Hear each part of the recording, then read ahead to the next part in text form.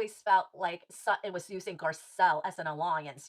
I felt like a lot of fans and audience of the show, they excuse a lot of Sutton's behavior for the fact that Garcelle has Sutton's back.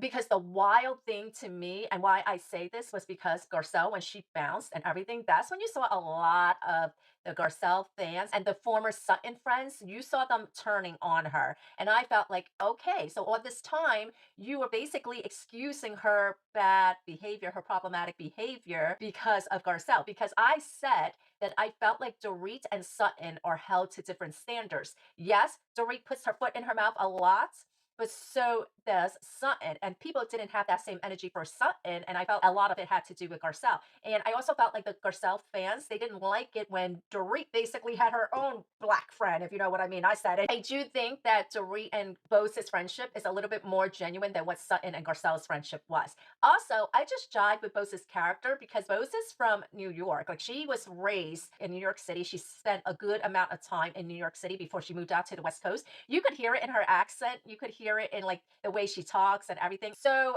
they're talking a little bit about Sutton. What I like that Bose says and why I think she's such a great addition is Bose was like, well, she doesn't have the backing of Garcelle anymore. So I think she's going to treat the other ladies a little bit different. She's going to try to be a little bit different towards the other lady because, she's kind of limited on her friends right now. And she doesn't have Garcelle there anymore.